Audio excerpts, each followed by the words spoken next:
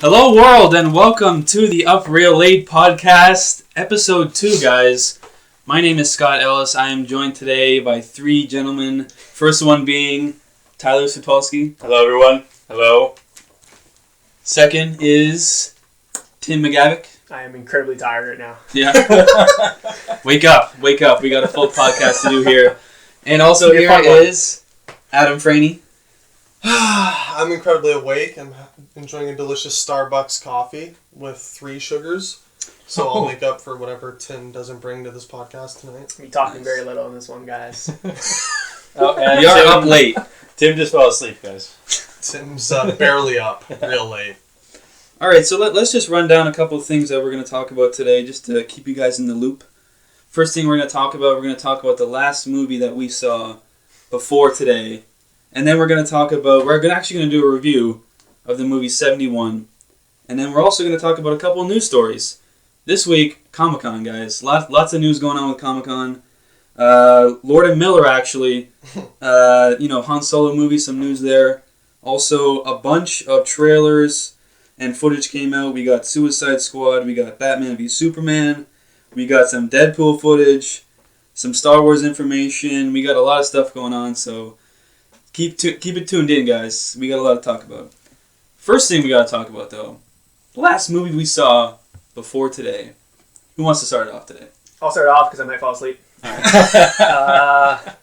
Last movie I saw was one that has been eluding me for a little while. It's been on my Netflix queue. A little movie called The Rover from 2014. Ooh. This is the David Michaud written and directed project. You might know him from Animal Kingdom. Also an Australian movie with Guy Pearce and Ben Mendelsohn. Animal Kingdom. So this one stars Guy Pearce, one of my new favorite actors, Scoot McNairy. He's been in some phenomenal movies in the last couple of years, and Twilight alumni, Robert Pattinson. Trying to step Hold on. Just don't lose me on this one. He was fantastic. Let me just throw that out right there. So basically the movie is about a global economic collapse. A hardened loner pursues the men who stole his only possession, his car. Along the way, he captures one of the thieves' brother, Robert Pattinson, and the duo form an uneasy bond during the dangerous journey. This movie is not ultra-violent, but it's pretty violent. Some beautiful scenery of a post-apocalyptic Australia. Kind of like Mad Max, eh? Kind of like Mad Max. First couple minutes has one of the coolest crash scenes I've probably seen. I won't spoil it for you guys. But probably the standout in this movie was Robert Pattinson. Really? Delivering a fantastic performance. He plays a Southern American juvenile, I guess, sort of. He's a little bit slow, so he's a little bit... it's just a very, very good performance. I was very shocked by it. Wow. Yeah. I've seen him in a couple of things now, besides Twilight, which I did not see, and he's been very, very good. Well, you missed a gem. Have you guys seen this movie? I have. Twilight? No. Oh, okay. I've seen Twilight also, Good flick. unfortunately. Oh. The Rover. Have you guys? I have not. Tyler I have and not. Scott? I haven't had a chance. You guys haven't? No. Well, add it to your Netflix queue. It's on my metaphorical list. I've seen it. I can jump on Tim's wave here. Fucking loved it, to be honest. I don't even know. Did you say you loved it? I did love it, yes. You loved It's it. awesome. Quentin Tarantino, Good. when this movie came out, he said it's the best post-apocalyptic movie since the original Mad Max. Shut the fuck So up. This is before Fury Road came out, though, right? Yeah, this is before Fury Okay. Road, so... High QT. praise from Wow. Mr. QT himself. Well, now I'm not insecure about loving this film. Sits on like a... Making me want to see 6 it now. It's got 6 out of 10s across the board, but QT loves it. QT loves it. Tim loves it. TM loves it. TM loves TM it. loves it. Check that shit out, Tim guys. I love it. Fuck it. Awesome. Tyler, what was the last movie you saw? The last movie I saw. Well, Scott, I'll tell you. The last movie I saw was... I actually went back and I finished the other half of Avatar. Oh, yeah. I did. Yeah, I feel like, I started Awesome. it. I finished it. Good for you. Thank you. Thanks, guys. Thank you. I needed that. I gotta say, Wow. I enjoyed it, but I don't. Wait, that's actually your move. That's actually the last thing. That's it. That was the last movie I saw. Oh, this isn't a joke. No, this is not a joke. I finished it. Okay. I Well, fucking finished I'm gonna take it. a sip guys. of my coffee. Yeah. To be fair, that Buckle second up. half was probably longer than the Rover. Oh. True. It was so long. Guaranteed. I feel like it should have been 2 movies. Anyways, so I really liked the movie. Like, I really did, but I don't think I'd be able to sit through another 3 that are coming out. Yeah. Oof. Especially 3 with sequels. like with the without Michelle Rodriguez and Sigourney Weaver. Spoiler. Okay, if you haven't seen it by now, you're an idiot. Michelle Rodriguez is in this? No, she died, dude. Whoa. I don't remember her character at all. If you haven't seen it, what's wrong with you? She was like the pilot, the helicopter pilot that helped them escape. The giant fiery explosion of death. Michelle Rodriguez. She's like one of my I know who wives. she is. You know, She's the one that wasn't a blue Catwoman. Yeah. Yeah. Who fucked with USB hair extensions. yeah, you saw that. Yeah. Sounds like about Avatar sucks. Yeah.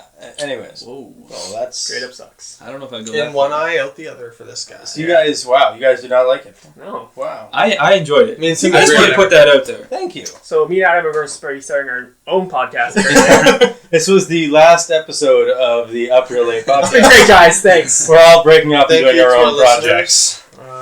No, I don't think I'd be able to watch it. Those two are two of my favorite actresses, and I don't think that I'd be able to watch another one without them.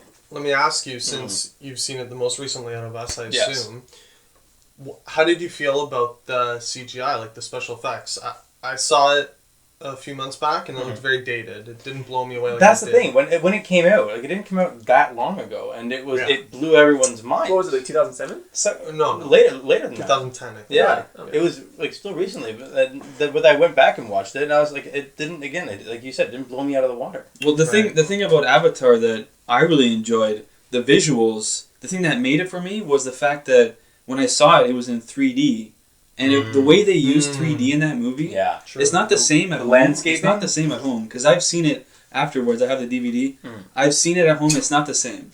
I think it worked It's in not the Avatar so well just because the whole world was created specifically for 3D. Yeah. It's not like where you're filming in the streets of New York for like Avengers or whatever and they're using 3D. That's completely different, right? Like, Yeah. This is like a world tailored specifically to filming in 3D. So I think it's the only movie I've seen that I didn't mind the 3D. But it was one of the first movies I saw where they didn't use 3D, where they had those, like, those...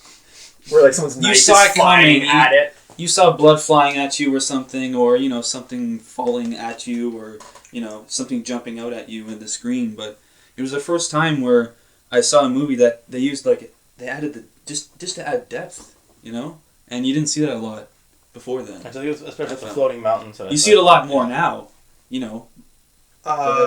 I remember reading, I'd like to get your guys' thoughts on this. I guess Ty, since it's the last movie you saw. Or who likes it here the most? Scott? You guys like it? You two? Yeah. You and Ty? Scott and Ty? Yeah. How do you feel about James Cameron's quote saying the new Avatar film is so awesome, people are literally going to shit their pants? He did not say that. Don't tell me that's a direct quote. Confirmed. That's a direct quote. Avatar 2 is so I think awesome. he just raised his own damn bar pretty damn People high. are literally going to shit their pants. Literally? James Cameron said those exact words. Bring him up. I mean, we haven't seen anything yet from Avatar 2, so... Keep in mind, he also said that the new Terminator is the true third film in the series, and he loves the new Terminator, and that movie looks fucking terrible. That's all I've heard about that movie. I mean, to be fair, none of us have seen it, so we don't really know. I don't need to see it. Has James Cameron lost his mind, is the question I pose to you Oh, guys. he's very old now. I'm going to wait and see. I'm going to wait and see Canadian, on though, Avatar. like Yes, I'll give him Good the old benefit of Canuck! Yeah. Canuck. I have one parting query with my my last movie. I have a titillating question I'd like to propose to this movie. Okay. Yes. Okay, go ahead, Ty. Here it is. How did those creatures go to the bathroom? Because I'll tell you this, they were wearing loincloths. They were not stingy with material. Like The Na'vi you're referring the to. Na'vi. How did they relieve themselves? Yes. I don't know why it shot into my mind, but it did. And now I'm looking for answers. Well, Let me considering... just text Mr. Cameron. Yeah, just... I'll get back to you today. Considering how they copulate, with the whole USB hair thing, I have a feeling that the way they relieve themselves is just as unique. That's equally But as it's a mystery to us, I think, right now. Maybe the sequel will solve that. Yes. Yeah. Stay tuned for the sequel. Break And down maybe the we'll find anatomy. out. We'll find out more about the Navi anatomy. There may have been a deleted scene of Zoe Saldana peeing. Just raising one I leg. might have dreamt that. I might have dreamt Zoe Saldana peeing. All right, Adam. What was the last movie you saw? I'm interested to hear this. I mean, Well, have you had a chance, by the way? Yeah, well, let me just quick little anecdote for you guys. Last night, fire up my PS4 to take notes and log the last film I'd see for today's episode. Get into Netflix, click on Collateral after your guys' stellar reviews. Oh Wow. yeah, baby. did you watch it? It did the little loading circle. You're kidding. And then it said your account's temporarily on hold. We need payment information. Classic Adam. You're kidding. I've never seen this before, so I say, okay. I press it, need a security code for a credit card, which is my parents' credit card, who are currently in Newfoundland for 2 weeks. So I desperately, in a panic, texted my father to get his information, and he said, I'm not giving you my credit card information. It's fair. You idiot. I would, yeah. Yeah. Who knows who's texting your dad? No, I could have been a rapist trying to get his credit card. Credit card. I don't know why a rapist I don't would know need what you his do with credit it, but- card information. So that didn't work. No. So I had to log in the old memory bank, and I recalled that the last film I saw before last night's brutal attempt, Trainspotting, Okay. Solid pick. cult classic. If I do Definitely say a classic, I think. so. Have you guys seen this film? Nope. Show of hands. Love it. Scott. Okay. Yeah. Beautiful. So directed by Danny Boyle, famous director Sunshine, 28 Days Later, the upcoming Steve Jobs film, won his Best Picture for Slumdog Millionaire. Based off the novel by the same name. Stars Ian McGregor. Ewan McGregor, please. Ewan. Sorry. Ewan McGregor. I don't know what that was. And Pretty good. That's not bad, actually. a studded cast of Scottish character actors, I'd call them. I'd list their names, but you guys would just say, who's that? And then I'd have to show you a picture, and then you'd say, oh, that guy. So, And you guys see... Kelly MacDonald is probably the biggest female lead in that movie, right? She's from Boardwalk Empire. And you guys see I'm sorry, who's that? Can you show me a Elemental picture? or... Elementary? Elementary, sorry. No. Yes. Okay. The guy that plays Sherlock in that... I was just looking at his picture. he plays Sick Boy. He's got in Trainspotting. He's got one of those three names. Yeah. It's not He's got Yeah, the blonde you're locks. right. He's Yeah. got the blonde locks. Yeah, bleached hair in that movie looks Yeah. fucked, along with Ewan McGregor. He looks fucked too. Shaved head, eyes sunken in. I'll get to the plot. So, Ewan McGregor plays Okay, whenever you say Ewan McGregor, you have to say it like that now. Oh, I will. Okay. Wait till I review Sunshine and get to my Cillian Murphy. So, Ewan McGregor plays protagonist Renton, who's deeply immersed in the Edinburgh drug scene, tries to clean up and get out despite the allure of drugs and his influence of his friends. So, yeah. I won't bury the lead. Fucking loved it. Yeah. Really Loved good. it. Just Danny Boyle's directing flair was just on display. So a lot of little touches. Like this guy, he's toned down now in his older age, doing more accessible movies, like more Oscar friendly stuff. But back in this day, it was just style out the wing wang, Scotty. Some really good performances too. Like Ewan McGregor was like really good. Yeah, he pulled an incredible performance out of Ewan. Ewan. All their friends were really good. The whole cast. I will say, my first experience with Trainspotting was when I was really young. Mm-hmm. My mom, if you're listening, shout out to my mother. Please God, no. But Don't my say Shout mom- out to Scott's mom. Shout out. She had the Trainspotting VHS? soundtrack, Oh. the soundtrack, the CD. Oh, Which- very good. Iggy Pop. Compact disc. Yeah. Yes, Interesting. but I will say the soundtrack of this movie is really good. And I first heard that soundtrack, I was like, I want to see this movie. And when I eventually saw it, I was pretty amazed. The soundtrack's incredible.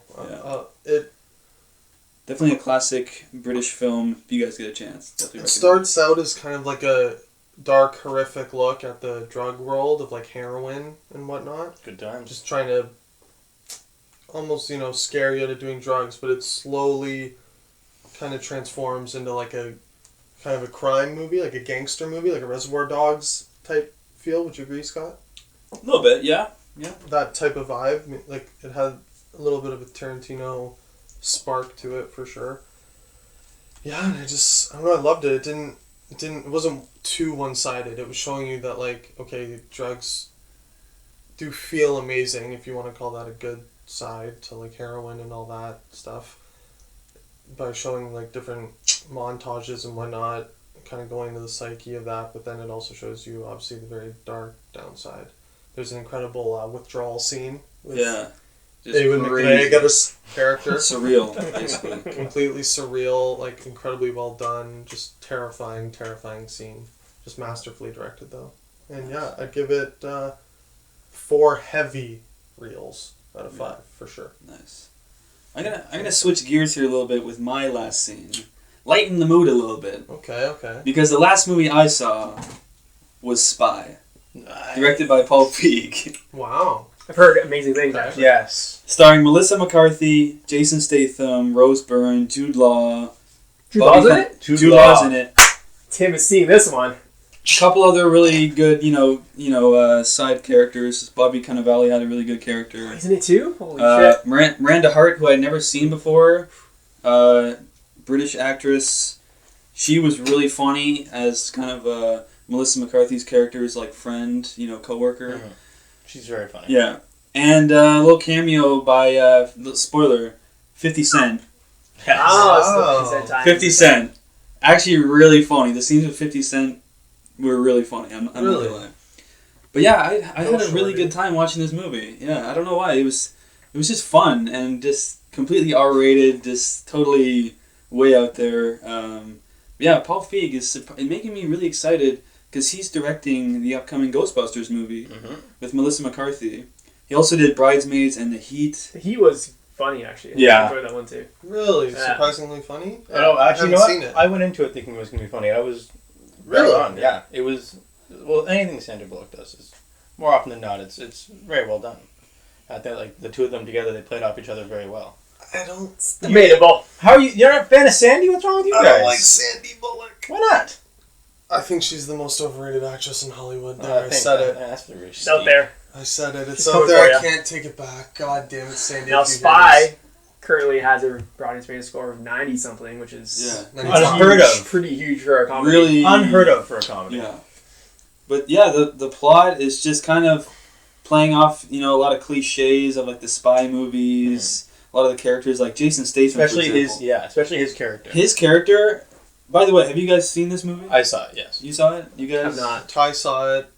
Tim, you haven't? I've not. I have not. Okay. I don't indulge in comedies But- too often. Yeah. You should. Definitely recommend This this one. one. But Jason Statham kind of plays almost like a parody of himself, almost. Yeah. Like he just way over the top, serious, British You sound spy. shocked. Doesn't he And- play a parody of himself in every He, movie?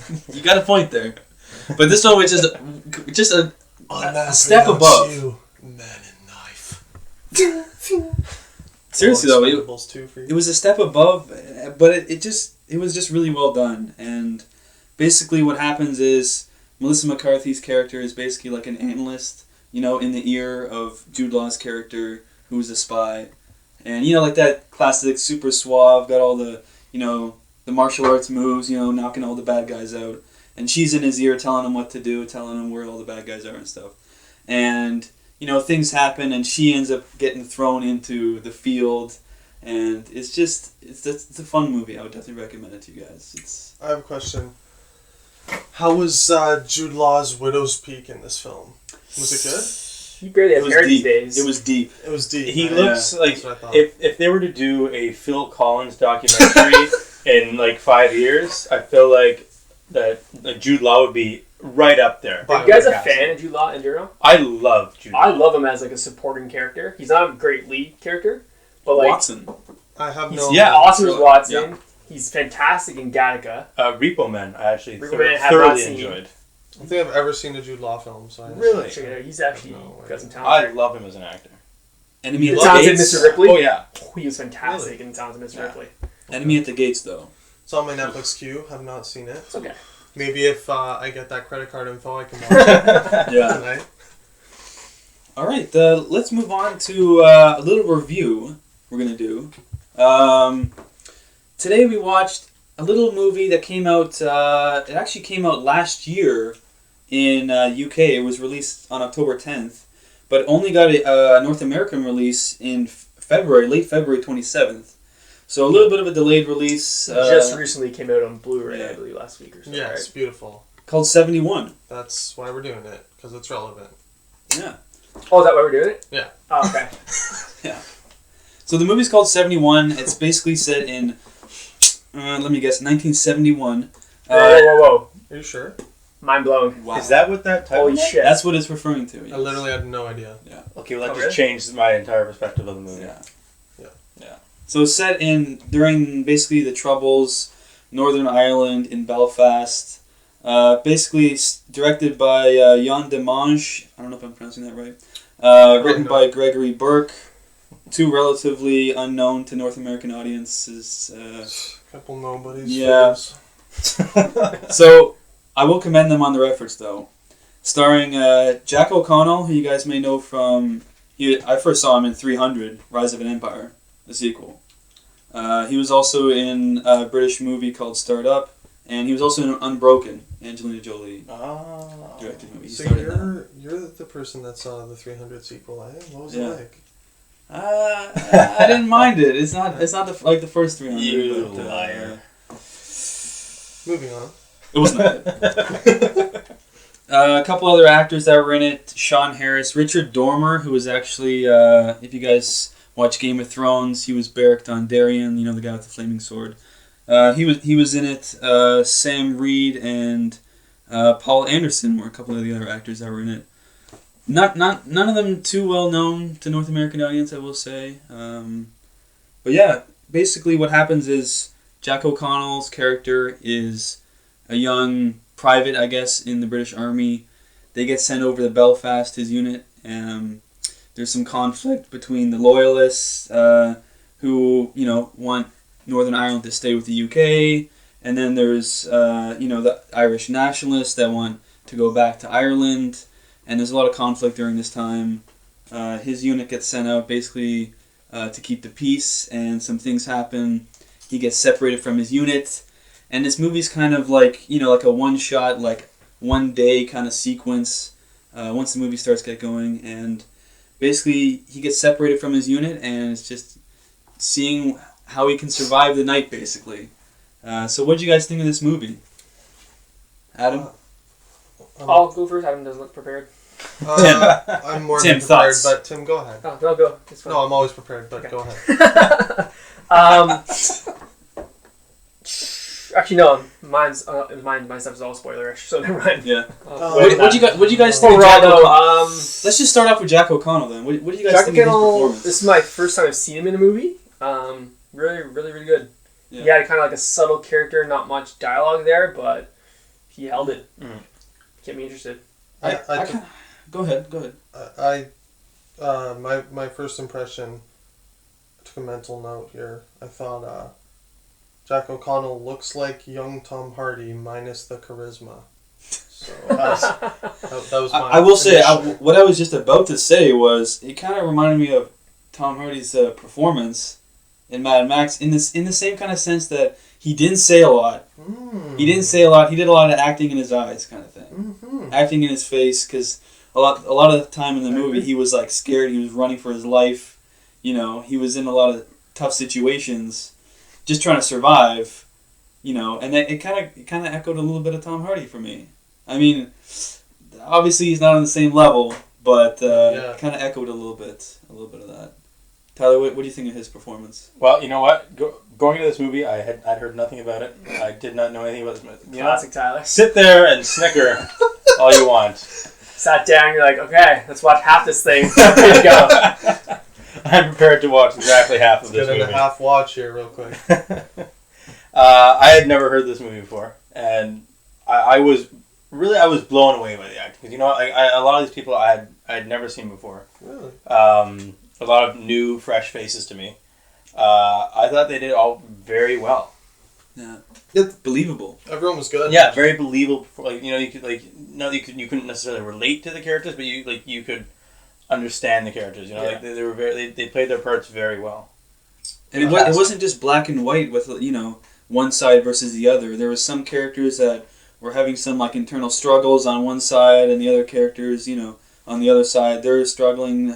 You know, some of them as well. So it wasn't just like black and white, good versus evil kind of thing. It kind of showed, you know, both sides. You know, that there were two sides. It was all like intertwined. There were a few different layers to it. It was very interesting. Yeah. Like an onion. Stop it. Stop trying to sneak in Shrek references. Every time. Well, it is like an onion. I gotta say that's a life reference too. The one thing that really blew me away about this movie was the score. What did you guys think of the score? I was not expecting it. It was just like heavy. It just bass. set the tone. Very dramatic, which I think really felt like it fit the scenes. Like, it was almost like a heartbeat that just sped up as the guy's like running. The score speeds up. It was very fitting. I liked it a lot. I first noticed it in the first scene that really caught my attention the whole film when Jack O'Connell, is it? Yeah. When he's running through the blown up houses, it's like almost like a tunnel. Yeah, chase scene. Yeah. And he's waiting for the guy around the corner and just like clanks that crowbar off his head. Yeah. That's when like my ears perked up. I was like, okay, we got something. I think when it really hit me was when well, I think we have to save start, it. Yeah. I know what you're gonna say. Spoiler section. Yeah. Save it for the spoilers. I'll wait. We'll rate it and then we'll get there. I just think it just built the tension up. Mm-hmm. I feel like if it was a different score, different, you know, instruments, or it wasn't so like methodical, like just kind of the same rhythm, keeping the rhythm going, it wouldn't have built the tension up in the way that it did in this movie. Like, for sure. It kept you on the edge of your seat almost, like you're like, something's gonna happen, you know, and yeah, it was really good. Like Tim said, a heart rate or heartbeat got mine going for sure. Yeah, it was intense. The one thing that I wasn't a huge fan, I feel like with a different director's hand, with the same material, they might have, like the cinematography. I mean, there were some good shots, but there was a lot of shaky cam. I thought the exact same thing. A lot of shaky cam. There's shaky cam that was done right during the chase scene, specifically, because it made sense, but besides that, it gets a little over the top. I think you kind of see that a lot with like indie directors, though. Yeah, for sure. I think it was good in spite of the directing.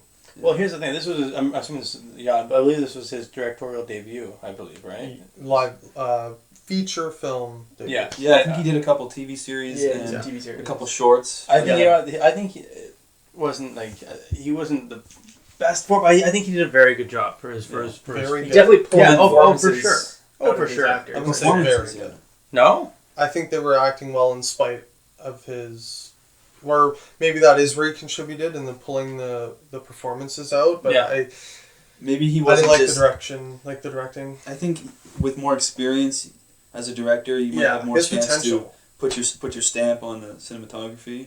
But I feel like, just imagine if like a Fincher or someone like that. See, that's what I was just gonna say. The material, and you know, his camera work is so like precise that you can just imagine. Because I feel like the color palette is very similar to a Fincher movie. Like a lot of oranges, a lot of muted colors, and I feel like it was similar to that kind of movie in that sense. But if he had control of the cinematography, it might have turned out a little bit differently. But overall, I give it a solid heavy 3 at least. You know, I really enjoyed it. it.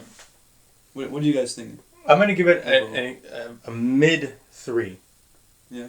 Not a light nor heavy. No, it was right average weight. Right there, right in the middle. Because you know, like it wasn't one of those movies that I would personally go. Like it's not one of the movies. Again, it didn't grab me. Like it's not really my type of movie, but I did enjoy it. So I would recommend. I'm gonna give it just a 3. I would agree with Tyler there, mid 3. There's enough there that I enjoyed it. I don't know if I would wholly recommend it to the general movie audience. Just there's a couple scenes in the spoiler section we'll talk about that I'll definitely be referencing. But Adam, I thought it was fine. I thought the directing could, like, in better hands, could have been better, but it is a first time outing. The acting was fine. It was just fine overall. I'd have to give it 3 light film reels. Okay. 5, I'd say. Let's move into the spoiler section here. There's a couple of scenes that were interesting. Tim, You want to make a point? Yes. There are some scenes or shots in movies that get stuck in your head and you can never unsee it. I think we're all talking. I think we're Jack all thinking cradling Oh. the dead, armless child. the torso is of what used to be a boy. Stuck in my head forever. Yeah. I'm never gonna be able to unsee that So shot. we should explain. They go to a pub. He's been led to this pub by this little Irish kid. Don't know what the heck he's saying because this accent is so thick. Who he grabbed? He was the heart and soul of the movie for me. An Yeah. otherwise Oh, yeah. dull film. Yeah. He drew me in. I was like, I love this The kid. few words and I did pick up were hilarious because like He telling definitely people- stole. Oh fuck! Yeah, oh, He stole the just scene like he just he was in. And then Who the fuck are you? Jack's character walks out of the pub. He turns around. The kid says something and boom, bomb goes off. That's where Jack like, goes back in there, grabs the kid whose arms are gone, so he's just holding like this torso, cradling it. Holy fuck! Yeah, Scorched. intense. Some of the most violence, like most realistic violence I've seen in a movie in a very long time.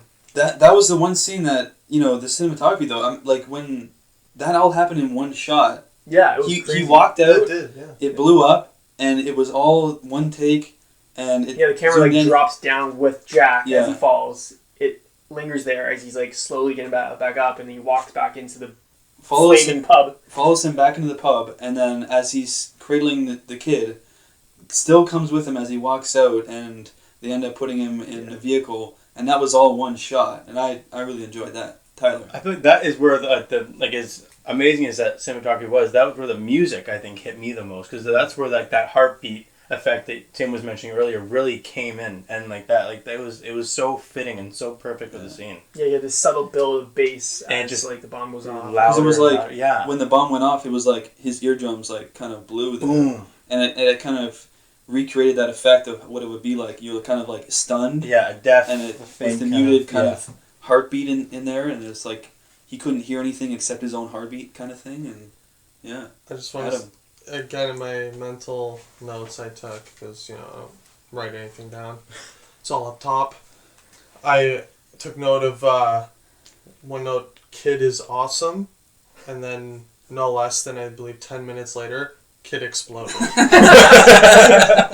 That's terrible. Maybe another fault of this movie is the fact that they Yeah. blew the kid off. Emotional blow, as well as a physical exploding blow to the poor. That's horribly There accurate. was a couple scenes in this movie where it kind of builds up slowly, and then all of a sudden it's like boom, violence. Like Yeah. right in the beginning, when there's kind of that riot scene. Oh man, yeah, that that headshot. headshot was insane. I feel like we're not calling. I feel like we have to actually call it what it was. It was a face shot. He was shot point blank in the face. Yeah. Headshot kind of implies, he was aiming for his head and he just happened to hit the head. He shot up. He just showed up and pointed the gun in his face and blew his face off.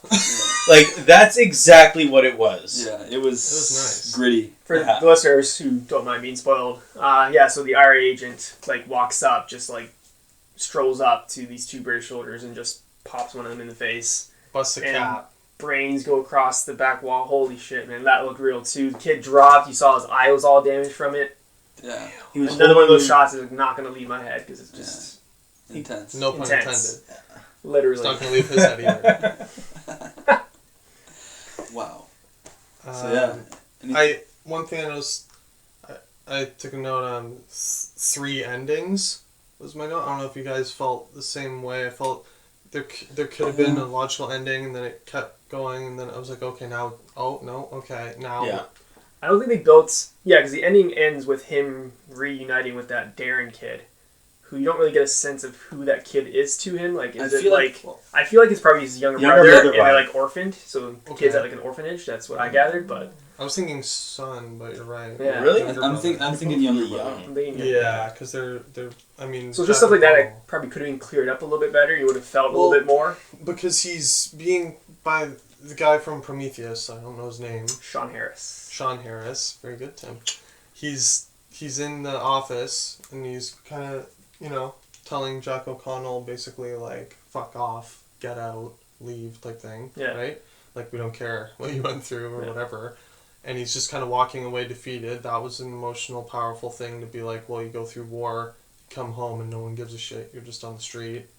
So I thought maybe end it there, and then it keeps going, and they have this emotional reunion with him and his brother. Okay, perfect. Let's end it on this powerful image. Nope.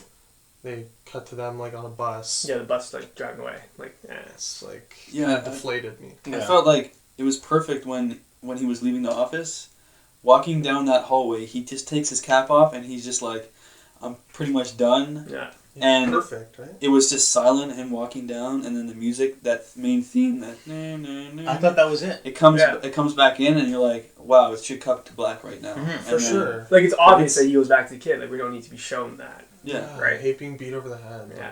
Yeah. Well, that's the, I didn't mind that he went back to the kid. You know, like if they had gone back to the kid and then showed him walking away, or either like vice versa, like I think that both of them would have been a very powerful ending. Well, yeah, that's what I'm saying. Like, Yeah. even if they ended on him hugging Yeah, the kid. even both would have been okay. But I think that The the bus. bus scene, I feel like it did nothing for me. It was a deflation. You Yes. came to the peak. You're about to, Yeah. really, Oh Yeah. explode. Yeah. And then she has to go home. Anyway. Tim. The other scene I wanted to bring up for this movie that I super enjoyed was the that initial foot chase scene through like narrow maze-like alleys and blown-out houses of Belfast. That was pretty impressive. I will say, however, about that scene, did that guy reload his gun once? Did he? How many shots did he fire out of that gun? He fired at least 2 to 3 Oh. clips, and that gun I'm guessing would hold. It's a minor nitpick. It's a minor 10 to 12 bullets. I just thought about it, as I was watching it. I was like, how many shots is he firing? That's true. Anyways, I will say, though, besides that little nitpick, that was a pretty nice chase scene. Yeah. It's pretty intense. Like, you had, like, just, obviously, squibs, which is, like, where you explode a piece of mortar or whatever, just, like, popping off everywhere as they're running through the school. It was really well done. Yeah. It must take a while to, like, set that up and really nail it. There was a lot of that action. Now thinking about when you look back at the entire chase Film. scene. Yeah. Well, chasing. Sorry. You guys have any other final points about 71? I'm spent. Yeah. Overall, just a very good movie. If you have a weak suspenseful. stomach, if you have a weak stomach, probably don't check this one out. Yeah. Oh, I mean, if you listen to this, it's been spoiled already, but one more thing. I don't know do we want to touch on him waiting around the corner and then intimately stabbing the guy. Caressing that knife into his chest. Yes. See, I didn't get that vibe. I thought when he turned the corner, more like a aha, and he just kind of just like I'm here. And it's just Really? stabbed. That's what I Even saw. the way Jack O'Connell laid him Oh, down. he laid him down absolutely, but like when he like He turned the was- corner, because like, he didn't want to do it. Like, Yeah. he'd rather not be like He'd kill rather this not kid kill. that's the same age as him, right? And this was the Daniel Bruhl evil lookalike, as Yes. I called him. You're Right? Yes. the That only he one who killed. sees that, but yes. Okay, well, I'm pretty look sure it up. It's Daniel Bruhl for sure. Yeah, All right. Uncredited. that's about it for 71, I think. Yeah, awesome. All right, let's move on to our loaded slate of news topics This is the meat today. of the podcast today, guys. We got a bunch of things to talk Brace about. yourselves, folks. First thing we're going to talk about is it actually dropped a couple of days before Comic-Con. Not sure if that was intentional or they maybe thought it might get leaked or something, but Lord and Miller, directors of the Lego Movie, love that Amazing. movie, by the way. Lego movie. Amazing, yeah. Holy shit. Everything is awesome. Biggest Oscar sub in all time? Of all time. It's gotta be out Wasn't there. even nominated. It's Wasn't even nominated. That's That's a a slap. little bit of a slap in the face, yeah. Tim A is little very, bit. Tim is very fired up about Fuming this. right now. This is woken me up, guys. But But seriously, was it discounted for the live action shot at the end? No, it just... Are you sure? Yeah. no, Wasn't What do you mean? straight up wasn't nominated. How do you know? pretty sure I looked they it up. I was like, why was... they said that it wasn't disqualified because of that. They said that it still qualified. Well, that was Yeah. their out to not get shit on by the world, and they're they stupid. just said, Clearly no, proven shit by on not us. nominating Lego movie. Anyways, Yeah. fucking cat. They were announced as the directors of the upcoming Han Solo movie. That's 2 announcements in one. Yeah. We're getting Star a Han Wars Solo movie. anthology, yeah. So, what do you guys take on that? Do you guys think that Lord and Miller are a good fit for Han Solo? yes. You Tim. get that wise-cracking, scruffy-looking nerf herder. Teaming up with these two guys, it's going to be good. I'm excited for it. You got the writers are going to be the original writer of The Empire Strikes Back, Mr. Kasdan, and his son are going to be writing the screenplay for it. I forgot. Interesting. So they're definitely going to have some some weight. They're still going to have, that connection to Star Wars, getting Kasdan in there. Yeah. Get that influence in there. So it's going to hopefully, There hasn't been much homage leak to the and- plot, right? I'm assuming it takes place before New Hope. It's like a it's got to be. I assume so. origin type Well, story. Disney did confirm that this is not the film Josh Trank got fired from. Yeah. Or Okay. left, rumored to have been. Creative fired differences. from. Yeah. This was not the same film. So apparently, Would- it's believed that was a Boba Fett film. Yeah, It's yeah. still coming down the line somewhere. And it's heavily rumored that Boba Fett will be the villain in this Han Solo movie. Yeah, I mean, you guys got to believe that Boba Fett is going to appear in Han Solo. I mean, it's got to. Speculation. Oh, for sure. He's got to Speculation. appear. I mean, they clearly have a history. He has to, yeah. And maybe his appearance in this Han Solo movie will spin off to his own movie, his own kind of. Well, they talked about that Story. a long time ago. They talked about having Boba Fett have his own movie. Mm-hmm. It's been a fan. It's what the fans have wanted I forever. thought it was that was under serious consideration a while ago. Like it was like they. I'm sure, They yeah. really wanted it to happen. I mean, it was rumored that the Josh Trank film, that the anthology film that he was going to do, was going to be a bounty hunter kind of movie, with Boba Fett and who knows what else. But that was the rumor. So let me ask this: so Harrison Ford was 35 in A New Hope. So does this mean this Han Solo is going to be much younger, like 20? Is he going to be 14? You mean like Miles Teller's age? I believe Whoa. Miles Teller's in that age range, Tim. Oh man. Can't see that. I believe the guy, my dream choice for Han Solo is in that age range. Funny you bring it up. Oof, I don't know about. For some reason, Miles Teller, as much as I love him, I can't see him as Han Solo. Thank you. I didn't want to be the first to say that. I can't see him playing Han Solo. Adam looks enraged. I would rather. Everyone's Okay. entitled to their opinion. So, Adam and I are going to be starting our own podcast. Let me just throw Signing this out off. See ya, folks. I'm Okay. done. So if Disney's gonna be doing an Indiana Jones remake, and they get another Harrison Ford, vehicle, but in the past, so you get a younger actor for it. They're gonna have an Indiana Jones, and then they're gonna have a Han Solo movie. I mean, they can't cast the same person for both, obviously, Can't they? but I mean, yeah. they're heavily rumoring that Chris Pratt is up on the list for Indiana Jones. By the way, I think it's perfect for that. So I don't really see him as We've Han. heard. I know. We remember. Okay. But there's also other people on that list that they're rumoring before, like Bradley Cooper, for example. Do you think Bradley Cooper, if Chris Pratt does Indiana Jones, do you think Bradley Cooper would be a good candidate for? How old is Bradley? I think he's Cooper? so He's old. probably about the same age. You think as him, he's- right? He's probably 40. So Like, Do you think he's too old? Do you think Oh, he's too old? absolutely. we've Yeah. seen 35-year-old Han Solo. This film only works if he's 20. Josh Holloway, Lost fame, Sawyer. Sorry. He apparently today I read this that he's interested in playing Han Solo, but he's like 45, so he's like He's 10 a years little bit older too old. than when Harrison Ford played him. But Yeah. he'd be I'm sure Nathan Fillion's interested. He's 50. So he's got Nathan Fillion. Bradley Cooper doesn't look super. I mean, in like American Sniper. For Also depends on example, how far back they're going in this. It story. might only be a year or two before. Well, that's the thing. Before New Hope. If you look back, if you look at the movie, like if you look at A New Hope, he looks, in my opinion, Bradley Cooper looks older than what Harrison Ford looks like For then. sure, Like, yeah. he Or at least- Shave the 5 o'clock shadow. Get even some- then, like he's just his some facial flow, some hair structure just flow. looks older. It looks like the same, like older and totally different. I have a problem with that. That'll completely ruin my experience with the original films because then I'll be expected to watch the Han Solo movie, then A New Hope with two guys the same age, two separate Exactly, it wouldn't people. work. It just doesn't make sense to me. Okay. I can buy a little more if it's like a Miles Teller who's 15 years So I'm younger. a Miles Teller aged candidate. I'll say I won't say Yeah, Miles Teller himself, my hero. Yeah, No. that would be perfect. Mhm. You guys are warming me up a In little my bit to opinion. Miles Teller. Do you guys think there are any other He's got possible that- candidates? Miles Teller has like that scar on his chin as well, and it just like matches up with Harrison Ford's scar. God, they can put that on. I don't care. You guys are really set on He's Miles Teller. born to be Harrison Ford, anything, Han Solo, Wow. whatever you want related to Harrison Ford. He is Harrison Ford. Harrison Ford, I think, has the Benjamin Button disease, and he's gone back and Oh knows my Miles goodness. Teller. Wow. I don't think that's true. I don't care if it sounds like strong words. That's incredible.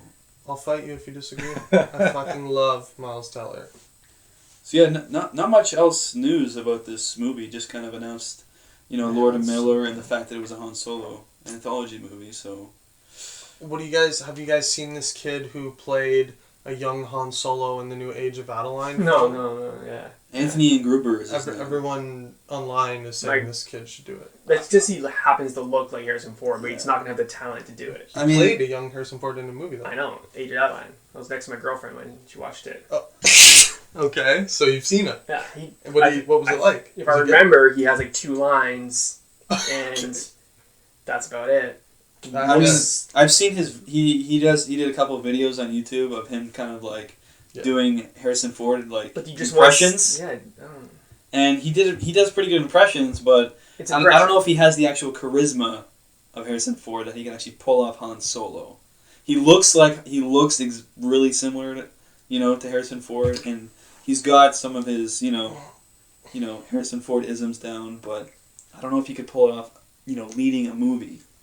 I personally can't think of anyone, like any A-list actor right now that I could see, like, to me, would be good enough to play Harrison. I think they're going to have to go completely unknown. I think that's what they're going to have to do. And I don't think that would be completely out of line with what Lucasfilm and Disney has been doing so far with Episode 7 in getting a relatively, unknown actor or actresses, to be in leading roles. I think they could find someone, straight out of acting school and that sort of thing. Mm-hmm. Well, that's definitely a possibility as well. If you guys so what am I trying to say? What do you want out of a young Han Solo movie if you don't want a guy who can act exactly like a young Han Solo? Do you want more of a reboot where someone's bringing something to this character? Because it's not a reboot. But from my impression, it's so that you could literally slip it in the series and you can go back and watch it and believe that, okay, Harrison Ford did this. Like, I would want someone who looks and acts the most like Harrison Ford. Yes, so but I don't think that we have to filter that to just A-list actors. I feel like that we could go... Miles Teller's not an A-list actor. He's getting up there. I think 9 out of 10 people on the sidewalk, if I went out there and asked them, they wouldn't know who Miles Teller is. That's very late. I that's don't think there's many people out there. He's on the rise. He's done what would we do? He's done Whiplash, Star in the upcoming Fantastic Four. I think if I asked 9 out of 10 people on the sidewalk, they wouldn't know what Whiplash is. Either. But he's also done a bunch of, like American Pie type comedies before that. So, yeah. I mean, he is trying to step out of that kind of, which he's doing. Limitation in the past. But I believe if they went with a complete unknown, I'd be, and this unknown was I'd be okay with that. Able to do it, I believe that I would be okay with that. Yeah. I will say, though, kind of final point here, that even if they go a little bit younger, I'd be okay with that, because the Han Solo that we see in A New Hope, I mean, he's been through some things, He's seen some shit. Yeah. Okay? Yeah. So, I think they might go in a direction where they get a bit younger, a bit more reckless Han Solo. Not like new Spider-Man young, but okay. Maybe not that young, but, still a little bit more reckless. Doing some smuggler things. Speaking of Spider-Man, I have a little... I don't know if you guys saw this. Can this be our segue into Comic-Con? Yes. Okay, go. Yeah, just to go off on a quick thing. Did you guys see what Dennis Leary said? The Amazing Spider-Man 3? No. Was supposed to be? Oh, yes, I heard this today. What in the laughable plot. So glad it didn't happen. Oh my god. Thank you, Disney and Kevin Feige, for saving us from... Stepped in at the right time. Regale me, please. Breaking news, guys. Thank you for the segue. Yeah. Breaking news, we have a real exclusive here from Adam Brady. Exclusive. Yes. Okay, So we're Dennis Leary's mouth. We need to take that and we're going to turn that into... Get that drop. Yeah. Exclusive. Tim, edit that in. Dennis Leary. So Dennis Leary said that he read a rough cut, I believe, or he was told by a producer, a rough draft of the script for Amazing Spider-Man 3 that Peter Parker, I think, would develop a serum or somehow find a way to bring back his dead parents and bring back dead Dennis Leary and just have this reunion. Just loving, everyone's happy, we're all people. Not dead anymore. Probably Gwen Stacy. I think we should just leave it there. Let audience think about that. Yeah. I just thank God that we dodged that bullet. I'm going to chime in here. So Tulski can't help himself. I'm going to Go ahead. have a stroke. I can feel it. When was this announced? 2-3 days ago. Seriously? Yeah. Well, the movies wasn't announced. The movie is kaput now. Exactly. That's Yeah. like. Thank God. I feel like if they were even had a chance of doing a third one, this rough script would drive it into the ground. Yeah. Let's just be glad that never happened. So there's that. But let's segue into Comic-Con here, because Watch a the taste of lot of things happened. Let's talk about the Batman vs. Superman trailer. Wow. Thoughts, guys? Okay. Tyler. Well, you guys all know my thoughts on DC. Forehead here. Okay. I'm sweating, people. I This is big. am a huge Marvel guy. DC, I've never been able to connect with the characters as well. I'm not sure what it is. I can't. And so I saw the. Might I add, maybe because there's been like one DC movie of Man of Steel. That's where mine came See, there's the reboot. There's been one actual DC movie, but it's never grabbed me. But The one movie. okay, but after watching this trailer, I was impressed, but I feel again like they're rushing things. Really? Because in this movie was supposed to be a Batman versus Superman, a building up to the Justice League. But here I'm seeing, we're going to go into mad spoilers here. If you guys haven't seen the trailer. Yeah. I'm showing Aquaman, Wonder Woman, Lex Luthor. I'm showing all these characters that should have had their own origin movies first before being thrown into this Batman versus Superman movie, which should have been on its own. Which has been the complaint since the start with DC, is that they're doing their world building kind of backwards. They are, and this is going to be their downfall. Well, I can kind of respect them doing a bit different from Marvel, though. I mean, they got to differentiate themselves a little. Oh, but it'll work, absolutely. I mean, I think the reason they're doing it different is that they don't have a Kevin Feige type person leading this charge, because the trailer has shown Bruce Wayne was present during the Man of Steel destruction. They've also just shoehorned that in for this story. Mm-hmm. If they actually had like Feige's kind of presence, not him specifically, but someone like him, they would have shown Wayne Tower being destroyed, or Wayne Financial Tower being destroyed during the battle. Yeah. Right? Yeah. But it's not. They're just fitting it in just so it works with the story. We can edit this and we can make this work. Yeah. You know? Yeah. Yeah, it just kind of shows, exactly to your point, that when they made Man of Steel, they weren't exactly seeing the whole picture. I don't think they had any intention in doing Yeah. Batman v Superman build up to Justice League when they did Man of Steel. Because when they were in fully in production of Man of Steel, like Avengers came out mid Man of Steel production. Mm-hmm. So like Avengers being the super mega smash hit that it was, that's what started this race of everyone needs of this expanded universe, cinematic universe. Wow. And even just the name, Batman, It's a mouthful. Batman v Superman: Dawn of Justice. It feels like they're trying to fit like 3 movies into one. You know, they need to expand it and have fun with it. Yeah. Like Wonder Woman, they're showing Wonder Woman, and they don't call her Wonder Woman. They don't reference her as Wonder Woman. All you see is just this character. Yeah, like if you're not familiar with that character, you have see no this idea who woman this in woman is. Amazon guard, Yeah. just like. You see Well, let's be Warrior. honest. Yeah. Everyone knows what Wonder Woman looks No, I like. don't You know. I it's know, Wonder but Woman. The I audience mean- members are obviously anyone who's like listening to this podcast and went to Comic-Con knows Wonder Woman, obviously, but like general people are gonna be like, oh, there's this new woman character in I this. think if my mom saw that, she'd be like, "Why is Xena the warrior princess in this?" There it is. Yeah, That's right? fair. That's fair. Lucy Lawless is back in action. Like your introduction to that character for the first time is just nameless in the trailer. Just Yeah. literally just jammed in. Yeah, Literally. yeah. Smack dab in the middle. I gotta I say, think Comic-Con, apparently this trailer is a huge hit at Comic-Con. Thought it was okay. Snyder didn't is do much famous for releasing awesome trailers and then following that up with mediocre movies. I'm so happy that you guys are all on the same page with me. You guys have no idea. Okay, can I say my piece? Yeah. Okay. Where did I begin? Okay, so I loved the opening of this trailer, close up on Affleck seeing Wayne Financial being destroyed. I'm okay with it. I realize, yes, they probably did shoehorn it in, but I'm okay with it. I think it's cool. You guys don't think It worked. that's cool? It worked. Like, I think it works it'll work. as a plot device. It works, yeah. But I would have liked it if they had gone more in depth, if they had the bigger picture when they were doing Man of Steel. Like if it was real. Like Yeah. if they did it in Man of Steel. And Yeah, okay. That's fair. I do like seeing the motive. You see the motivations Yeah. of what drives Batman to Yes. Bruce Wayne to go against Superman is the fact that all these, the destruction of Metropolis, Wayne Financial building collapsing, and a lot of his employees dying. Obviously, you can see kind of why he's so angry at Superman. Who's he accountable kind of thing, and I like how they kind of explain that a little bit in the trailer. I loved every shot in this trailer of Batman. I was losing my shit. Ben Affleck is perfect. Yeah, oh man. And I remember really the hundreds of thousands of tweets saying, I'm going to kill myself, Ben Affleck is Batman. And I was the only one saying, no, I'm okay with it. And fuck you if you disagree, if you want to lie and say you were okay with it at the time. No, you weren't. I actually tweeted that.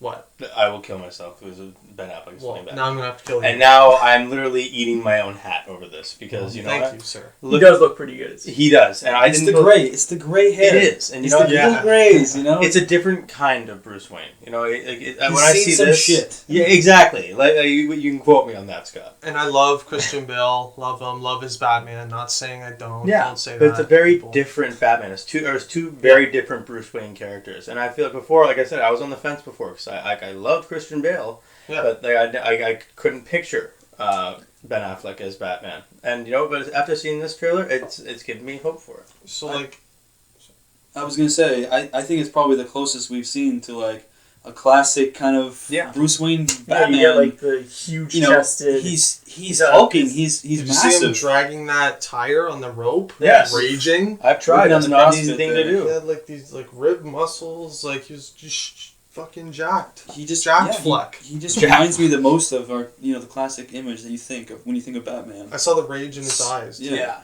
I think Christian Bale was more like the whole Nolan theme was if Batman was real, which was amazing. It's my Dark Knight, probably my favorite film of all time. Mm-hmm. But this Affleck Batman is, like I said in episode 1, this is what I pictured in my head growing up. This is the comic book. This is the animated series Batman. This is perfection. Yeah. Superman basically wasn't in this trailer. I forgot this was a Superman movie. Did he say a word? I don't know. They showed a whole bunch of clips of him. He's no just Superman dialogue, I don't think. He's just kind of looking out in the distance, kind of. No, I don't think so. Internally. Xena Warrior Princess punched something and there's a bad CGI explosion. Oh my god. Don't give a shit. Can we touch on that real quick? This movie is so CGI heavy again. Ben Affleck. Holy shit. There's that scene where Superman shoots his laser beam on these things at Batman, he kind on of the dodges building. it. God. That just Shoots his CGI harpoon. Batman. Yeah. Terrible. Oh my god. He's just moving a little too quick. Yeah. A little too agile. Yeah. I mean, he's a quick guy, but not that quick. And the CGI smoke even when everyone's running away and Affleck's running full steam ahead. It's You look at This what is Nolan slow. did with Interstellar last year, where you actually had a dust storm going on, for real dust storm. Just do that instead of having CGI There's looking gotta smoke. be a way to right create into it. dust or smoke. You can, but God damn it. You Who knows? could do Maybe that. maybe it actually is. But I've got to go back. I just have one more point back on the trailer. It was Aquaman. If no one had known who Aquaman was, you would not have been able to pull him out of that. No, I didn't see Aquaman in the trailer. Did you guys? I was told. There's an underwater scene. I was told that the person diving was Aquaman. I was told they were trying to fit him in as well. A very subtle. I'd have to fit look in. back. It didn't look anything like Jason Momoa from what I remember. Well, he was wearing a scuba mask, so it'd be hard to tell. I certainly hope that's not Aquaman wearing a fucking scuba mask. It doesn't make sense, but I was told they were trying to fit him in as well. Right. I'm not saying these are credible sources that I'm getting this from, but it made me think. So, yeah. Little nugget there. Yeah. Perhaps something. We'll have to look into that. We'll see. Sorry. Can I make one more? Yeah. What I was trying to say, loved everything Batman, hated everything else. Superman wasn't in it, hated Xena Warrior Princess. Let's get to the elephant in the room. Lucy Lawless retire The already. red capes are coming. The red capes are coming. God. I hated that line so much. Cringeworthy. Jesse Eisenberg. He's supposed to be threatening, I guess? You son of a bitch. Holy shit, no Get idea. out of this movie. you're gonna ruin my movie. It looks like someone needs to meet him in the schoolyard and just teach him a fucking lesson. No, I'm gonna let loose. This movie should have been Batman vs Superman, a la Dark Knight Returns, and focused on that storyline. Yes. DC's in such a mad scrambling panic to set up Justice League. They've shoehorned Wonder Woman in. They've shoehorned Jesse Eisenberg in, and they look like shit. A possible Aquaman. We're still looking into Aquaman is in it. He's confirmed to be in the movie. Oh yeah. I haven't seen him in the trailer. Okay. I gotta make a point here. Go ahead.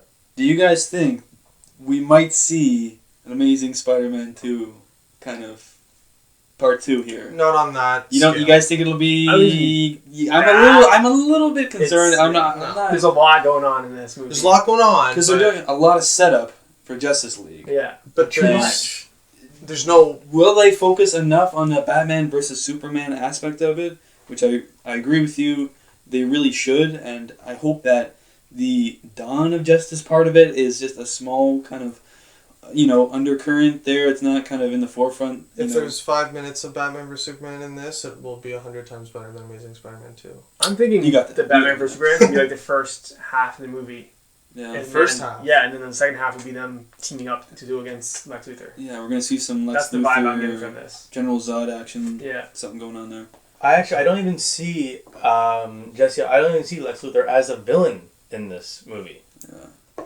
So I see him as a small character off to the side they're trying to introduce. You're right, actually. Yeah, like he doesn't even seem like a villain in this movie. Yeah, I was gonna go back to episode 1. Like, Yeah. you hit the nail on the head. I thought you were off, but I think you were right. Like, I just see Jesse Eisenberg, and that's it. With a very bad wig. Why was he?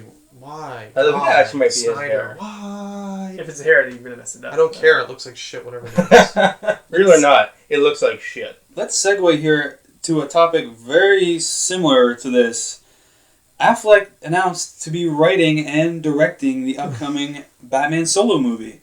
I mean, what do you guys think about that? I mean, a lot of the good things you thought, Adam, was good about this trailer was the Batman aspect. Yeah, may I cut in? So, let's start with you. Okay, I've been thinking this all day. If a fan edit came out or something of just the Batman portions of this trailer, and they released that and said the Batman coming 2018, written directed by Ben Affleck, I'd fucking pass out. Dream come true. Looks like perfection. Like, that's my most anticipated DC movie, more than Justice League or Batman vs Superman, the Ben Affleck solo movie. Now, here's again what my problem is with DC is like everything that Marvel has done. It's all been part of the Marvel comic universe, except for of course the Spider-Man movies and the X movies because they're owned they're owned by other Fox and companies. Sony. Yeah, so it's Batman is part of the Marvel or the DC universe.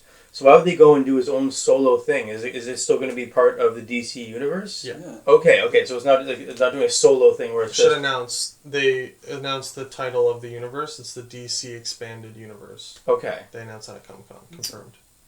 DCEU, not the DCU. The DCEU. Not the DCCU, Cinematic Universe, the Expanded Universe. Expanded Universe. Okay. I like how they're differentiating it from the MCU. Yes. Yeah.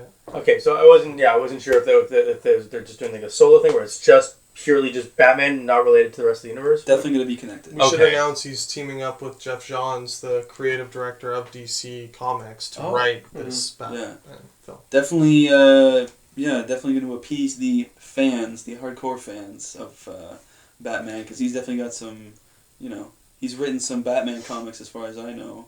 Tim, what do you think of the Ben Affleck Batman news? I'm at peace with it. Solo movie? You're at peace with it? Sure. Sure. Okay. Well, I think Ben Affleck is a fantastic director. I don't know how well his vision will mesh with the rest of the DC universe, which is barely held together anyways. What DC universe? Am I Exactly. right? So I think they should stop kidding themselves, put this universe aside, and just do solo movies. I feel like the Justice League won't hold a torch to Avengers. I mean, Avengers 2 is a mess, but the first one is good, and those characters are great. I think the Justice League is going to be a mess. Not excited for it. And I don't think they should just focus on strong solo movies until they get a foundation. I think you don't get someone like Ben Affleck who's done like The Town. He did Argo, Gone Baby Gone. He's done Daredevil. Well, not directed. Blew me out of the way. And how many years ago was that? That was 15. Yeah. But I mean, he's done those movies, directing, and it's been like his vision, right? So they knew going in that you get someone like him to put his own vision on. He's a huge fan of Batman, right? So Yeah. I mean, Insane. and you hope that Justice League is gonna, it's gonna be like cosmic, kind of like Guardians of the Galaxy. It's gonna be like space. There's aliens. It's gonna be huge. A global epic scale. Yeah, you gotta believe that Ben Affleck's gonna do his movie. He's probably gonna bring it a little tighter. Gonna bring it back to Gotham. Which I'm cool. That's what I'm excited about. And I think he's going to do a great job doing it. But Yeah. I'm going to assume producers are going to try shoehorning it into the DC universe somehow, and it's going to. I don't know. I'm worried about it. I have faith. I have faith he's going to do a good job, but it's more so the story. If any that's producers gonna be try to puff their chest out on Affleck, all he has to do is pull out Mr. Oscar and slam it on their desk and say, "Hey, you guys got one of these for your little comic book universe?" No, you fucking don't. I got this. Do you know who this is? This is my friend Oscar.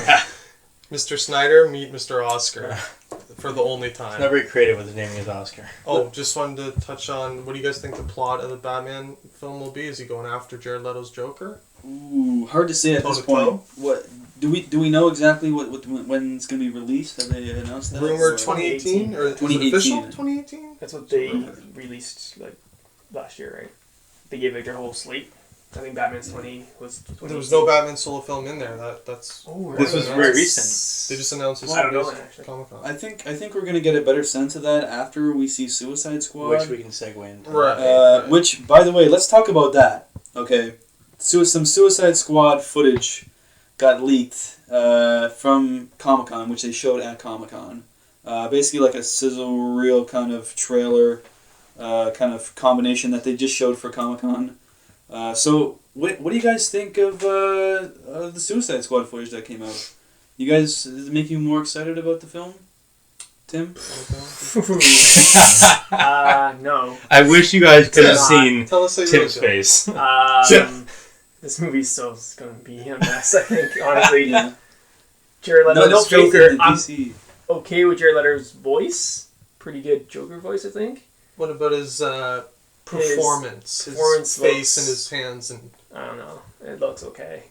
Just a little information for the listeners. We got a nice taste at the end of this of Jared Leto. Finally, we get to see him as the Joker, emoting finally. We should say they showed a sizzle reel Yeah. that apparently is not going to be released officially. It was only for Comic-Con. Yeah.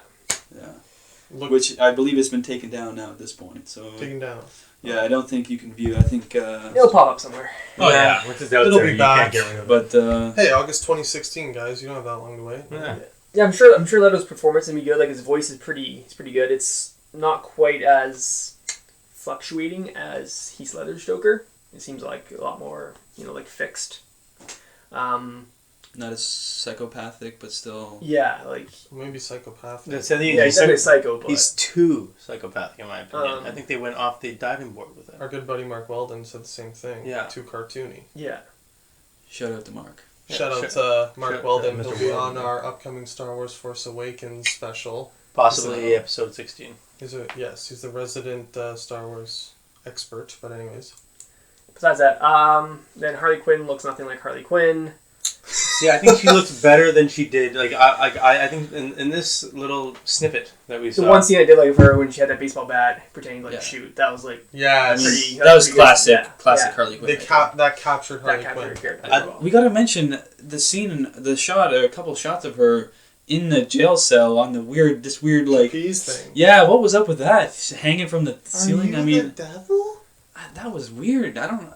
How do you let her get? Was that the bed sheets or what? Like, how did? I have no idea. I don't even know what to say about that. That's a little weird. But I've got to say, as soon when I saw her, like I think you called it a class photo before on episode 1 there. When I saw that photograph, I saw Harley Quinn. I was like, I'm very unimpressed. I didn't. She looked like a punk. Like I said, she looks like a punk. But then I saw this, and I gotta say, it raised up my hopes a little bit. I think that she looks a little better than I was anticipating. okay. Adam. I liked the trailer highlights. Yeah. I was shitting on this movie as much as anyone else. I thought Yes. the pictures were garbage. I don't know. I was impressed. I don't know. I really thought it was good. I liked Jared Leto. I really did. Yeah. I forgot how stupid he looked. Mm-hmm. Like his voice, his aneurysms. He That really grin. He looked like he's got that look where you look in his eyes and no one's there. Like Jared Leto, like he's gone. Mm-hmm. So maybe his ridiculous methods Mm-hmm. paid off. I don't know. For me, I was impressed. Yeah. Besides my little minor nitpick there about Harley Quinn, I actually really What do you enjoyed think overall? I enjoyed it. I think it's a lot different from any other kind of superhero movie we've seen. But yeah, Very dark. Very dark. I kind of want to know. They We've have never had a villain team up. No. Super famous Yeah. villain team up movie A like good that. cast. Dirty Dozen. There's not or really any shit like famous supervillains I teaming mean, up in this. we almost got a Sinister You Six. got like Harley Quinn, that. and Joker. Deadshot, and Killer Croc, and then a bunch Joker's of like B there. characters. Yeah. Joker. Joker's probably biggest villain of Joker's all probably time. the villain in the movie though, so he's not really teaming up with them, from what I can gather. Still not much Right. information on how the plot's going to go, but all we know is pretty much that, Amanda Waller, the character, is basically assembling this team of villains to basically do their dirty work. And I liked how she explained that, if anything goes wrong, then they can just wipe their hands clean. Like, If they die, they're like, Super villains. yeah, who cares? That Joker got shot in the fucking head. Yeah, Well, like they can kind of like just say, "Oh, it wasn't us," they're just bad guys. So I kind of like that. I kind of want to see how that's going to play out. So Did you guys hear the rumor that Jared Leto left the set to shoot Batman vs Superman scenes that may be wedged in? Oh. Great. Classic DC just wedging Great. stuff in. Keyword wedge. Just to kind of quickly, just for 1 second, jump back to the Batman vs Superman trailer. There was a shot A of Batsuit. Is that the one you're talking about? the Robin suit. Was it a Robin suit? It was pure black. I assumed it was Batman's suit. It was a statue, a brass statue Okay. of Robin's suit, spray painted on it. Ha ha ha! Jokes on you, Batman. That was Robin's suit. I thought that was an older Ooh, I have Batman. to rewatch that. I freeze framed it. It was Robin's suit. Oh, okay. Really? Alluding to the famous comic book Ooh. moment where Joker bludgeons Robin Killing to it. death with Yeah. a crowbar. Wow. And there was a rumor that came out that Batman was while Batman was on set of Suicide Squad, he was actually not only shooting the famous chase scene between him and Joker. He That was a great shot on the Great video, actually. shot. I love- Yeah. I love Practical. that. That Yeah. Lamborghini, though. riding the Yeah. hood. But yeah, he said he was actually shooting a scene that'll be a flashback in Batman vs Superman, where he flashes back to witnessing Jared Leto's Joker bludgeon Robin to death. Which I actually saw. There was the first image that we got of the Speculation. Joker, with his hands on his head, and you see all his tattoos and everything. There was I actually saw a photo. They blew up on his arm, possibly a tattoo of a robin on his bicep. Maybe a little. Hard to tell on the angle. It's really hard to tell, Really? but some speculation that it was a robin, just a bird, like a bird. So maybe that's another kind of, I little think I remember Easter that. egg. Let me look it up in my Yeah. memory only. Could be a little jab at Batman, Joker, killing Robin and then getting a tattoo of it, kind of to show him up. That's interesting. I love that rumor. I think If it's amazing. whether it's true or not confirmed, but Can we just talk Could be for cool. just a quick second about Jeremy Irons? He would have made an awesome Commissioner Gordon based on that quick look of him. Yes. Oh, okay. He had like the brown suspender that looked like it'd be like a gun strap. I was like, this guy should have been Commissioner Gordon. I Holy thought the shit. exact same thing. He had like Oh the my glass, God. and he looked like Commissioner Gordon more so than Alfred. I really like him as Alfred, though. I think I'm okay with it, but his look he's is cool. He's a cool kind of more physical. I like him. Alfred. I like him as Alfred, but I don't think he looks old enough to be Alfred. That's what I think. If they had whited his hair a Yeah, little if you bit. have like a 40-year-old, Yeah, you think of it because Bruce Batman. Wayne is older in this film as well. You think that Alfred would be a lot older than like the Michael Caine version. Yeah. But yeah. I imagined him being at least looking a lot older. I thought they would have like whited his hair or something like that. But I love Jeremy Irons, so I'm really looking forward to that. Yeah. Let's move on from the Batman's versus Superman, the Suicide Squad. Let's move away from the DC stuff. Let's talk a little Deadpool.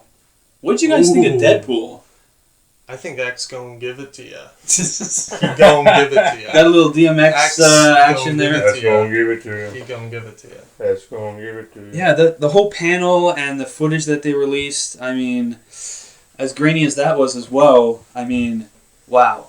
This it's movie grainy. is going to be, I think it's going to be fantastic. R-rated. They're not.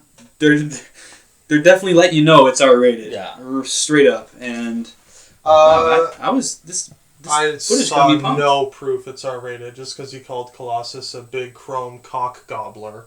I don't think that proves anything. What I heard was that there was no way that Ryan Reynolds was going to do this movie unless it was done right, which being R-rated. Yeah. So Obviously. just that the fact that the movie's being made is leading me to believe that it will be an R-rated movie. Oh, they've confirmed it is R-rated. Oh, then why are we having this discussion? I was being sarcastic. Oh, you're an ass. Yes. Just Not because- sarcasm at all. Just because the fact that it is R-rated, it opens up so much possibilities, and it's just perfect for the Deadpool character. I mean, it's just I think it's just going to be a hilarious Yeah, this trailer. ride through Deadpool land. This and is it's my gonna be favorite awesome. trailer from Comic-Con. This Book is the it. best Write it down. received trailer for Comic Con as well. Apparently, there's Online. been no one saying anything bad about this thing at all. Well, we watched the Comic-Con panels before we started recording. Minus Tim. I did not watch them. Yeah, everyone who matters watched them. And Tim, that was on you, okay? We were all here. We're kidding, Tim. You I mean was- a lot to us. We're late. I do have the recording device. Otherwise, you guys would be just a bunch of dudes sitting in a room talking movies. Tim, you're a very important part of this Tim's podcast. gonna edit That is this all we're out. doing. We value your presence. Tim is going to edit this out. God damn it. This was the only crowd that chanted one more time, one more time, Yeah. one more time after they played the trailer. And they played it again, and they loved it again. Chris Hardwick said, "Fuck it, I've got the mic. Play it again." Yeah. Yeah. It was perfect. They perfectly, from what I could tell, captured Deadpool's essence. T.J. Miller, him and Ryan Reynolds going back and forth with those one-liners of his Yeah. mutilated face were just pure gold. Ryan Reynolds, I know. I look like a testicle with teeth. You're like an avocado that has sex with an older avocado. You look like Freddy Krueger fucked a topographical map of Utah. Utah. I mean, that's just gold. That's amazing. See, now this is where I use some of my reservations for the other DC movies. I mean, this isn't DC, but This is Marvel. you got Marvel doing such an awesome job with their marketing, with their making of this movie. So how can you see this movie, be so excited for this, and then still be excited for Suicide Squad, which has only shown us it being a total mess so far? That's my problem. This is Fox though doing Deadpool, right? It's still Fox. Marvel obviously still. Yeah. Not It's still Marvel. creative. proper. Fox has done very well, Yeah. as well as Disney. Like Yeah. So they're doing an amazing job with this movie. So that's why I'm way more pumped for this. Have not watched the leaked trailer. I'm going to wait till the actual release because I'm pumped for this movie. Suicide Squad, Yeah. don't give a shit about it. So I'm like, yeah, I don't mind. The first time I see it is a little shitty angled crane, Yeah. right? Yeah, I will say, like, the actors seem like so excited and pumped to be doing Deadpool. Like, Yeah. they all seem to be, meshing well together, and just they seem to just having an awesome time on this movie, which I think bodes well for everyone involved for sure. I loved the meta jab at Green Lantern when they're Oh yeah. pulling Ryan Reynolds away on the gurney, about to experiment on him. He says, "Whatever you do, just please don't make the super suit green and animated." Yeah. I thought that was Like, seriously. So good. brilliant. That's awesome. So thumbs up all around on Deadpool. Thumbs up for Deadpool. Yeah, I think for we sure. all can agree that it was pretty awesome. I think ever since we saw first Ryan Reynolds as Deadpool in the X-Men Wolverine, the Origins movie of Wolverine, I think that we've all been waiting for him to play this character. Yeah, Yeah, properly, yes. But Minus the mouth sound. Oh, no, it was terrible. He Yeah. looked like a... No sense. if Yeah. you swim through that ocean of dog shit that Yeah. is X-Men Origins Wolverine, you find a diamond. a taste of Little what the diamond. character could have been, Yeah. and I think everyone in the world has been excited for it since then. No one more than Ryan Reynolds. He's been playing this for 11 years. It's all he's wanted. He's actually. I think I read recently that he's after this superhero. After the superheroes, he's not going to be playing any more superheroes. Like, Mhm. Deadpool is it for him. This is Good. Everest for him. And the action looks great too. Like, it looks Yeah. pretty entertaining. So should be interesting to see if we finally get an actual trailer that they release to the public. But Just to close it off, beautiful touch with the DMX X going to give it to you. Yeah, Him, Deadpool being Weapon X. yeah, Beautiful. yeah. true, yeah, I didn't even make that connection when I first Oh, saw no? it. Wow, you just blew my mind. Let's move on to maybe the biggest panel, the most anticipated panel of Comic-Con, which was a Star Wars panel. They didn't reveal a whole lot of stuff, to be honest. I mean, you know, a few things, but I think a lot of people were hoping for a trailer, didn't get it. They're still working on it. They said, what did they say? Later in the fall. Yeah, they're gonna release it. JJ said, yeah, closer to fall. Yeah. More of the same. We got to see some of the cast. We got John Boyega, Daisy Ridley, Oscar Isaac in there, and we got Donald Gleason. Adam Driver was there. Gwendolyn Christie. And we also got some of the old guard in there. We got Carrie Fisher. And I can't believe they got him out of bed. Mr. Get Off My Lawn, Harrison fucking Ford came to Comic-Con, folks. Pretty awesome to see them. Nothing too much revealed. Kind of going through the same old stuff that we've heard. You know, more. They going back to the practical stuff again. They brought in this puppet, which was kind of cool. You know. Kind of cool that they're showing that. Cool, Scott. I wasn't that excited. I mean, I'm on like Franny said earlier. I'm on a total media blackout from this. I'm a recent Star Wars lover. I never grew up with them, so they never actually took me. You would never have been allowed on this show had you not. I know, and I accepted that a long time ago. That was a prerequisite. You have to have seen and love Star Wars. I loved the movies, loved them, and so like now that I know they're doing 7. I'm trying to watch as little as possible, just because I don't want to ruin this new love. You know, so I'm like I do with Avengers. You know, I loved the Avengers so much. I watched everything I could. For Age of Ultron. Yeah, for Age of Ultron. Sorry, yeah. And so it killed it for me. It's like I watched the movie and I'd think, oh, I know that part, and so it killed it for me. So that's why I'm on, like Franny said, a total media blackout. So that way I don't ruin it. I will say though, like they didn't reveal a whole lot. I mean. No. The only thing we really got, spoiler if you don't want to hear it, which was... it's vague. Yeah, it's vague. I mean, we kind of knew, maybe not knew, but it wasn't a huge reveal, but basically Donald Gleason's character revealed, you know, he's going to be General Hux. And he revealed a little tidbit of information, which was the fact that he's going to be in command of Starkiller Base, he said, which is a little homage to Luke Skywalker's original name in the original draft, I believe, I could be wrong on this, of A New Hope, which was Luke's Starkiller. So I like the homage that they're going back to that, because a lot of the casual fans wouldn't have caught that, but kind of cool that he revealed that. Just not really of any consequence, really. Can I say my fan theory? Yeah. That I told you earlier. Do you think it's fucking insane, or is it worth saying it loud? Repeat it. So, a lot of people online have also theorized Donald Gleason may be Luke Skywalker's son, because there was a physical resemblance to a young Mark Hamill there. And now JJ revealing that this base was inspired by Luke's original name, and this is the base Donald Gleason will be running as a, not Imperial General, but the new version of the Empire General Hux. Ironic. And, I wondered if maybe that was a JJ secret mystery box. Wink, wink, nudge, nudge. This is Luke's son gone. I feel like that would be a huge, twist to have an Imperial General, and be Luke Skywalker's son. I mean, do you think? Any casual fan or even a fan of Star Wars might have known that Starkiller was the original version of Skywalker. Do you think it would be too on the nose to reveal something like that? I think it's right up JJ's alley. You heard it here first, folks. Adam Franny just broke the internet. All right. Exclusive. Whoa. Well, we know that it's Luke Skywalker. He's gonna have a son in this. We already know this. Nope, not confirmed. Not confirmed, here's the thing, but highly likely. Listen to the monologue. Like you said, the Force runs deep in my family.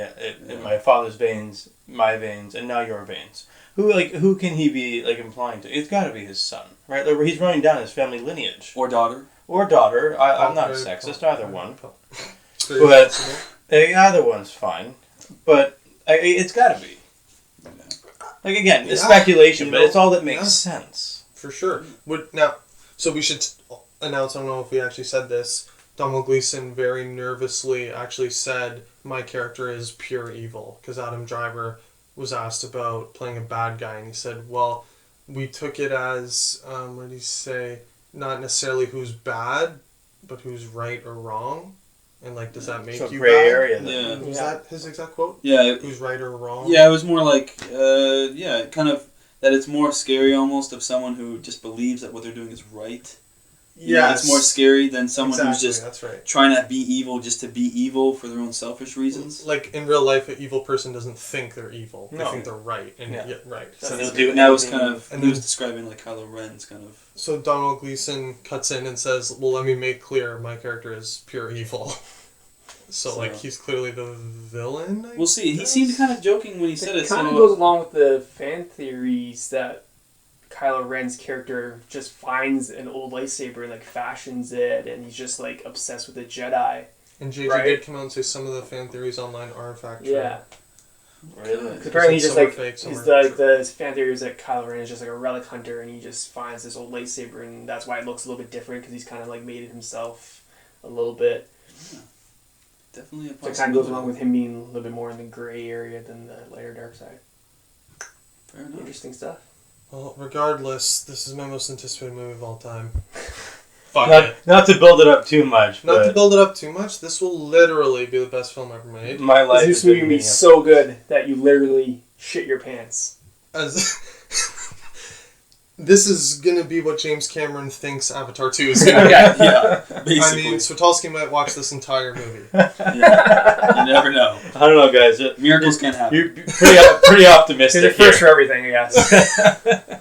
I will say that the one other thing that they did do in this panel was they released a little footage, a little behind the scenes footage, which I saw. I don't know if you guys saw it, but Media blackout. I You mean, know what that means? Media blackout? I saw it. I know you guys. Shit. I know you guys. I want to be in the know, so I saw it, and again, more of the same. Just more showing the practical effects, just showing the actors behind the scenes, and they didn't reveal much. They didn't. Well, reveal Scott, anything. now you've ruined it. So I hope you're happy. I mean, I don't know if you guys want to talk about this certain actor who was. I mean, you guys kind of know that he was probably going to be in it, and that's Simon Pegg.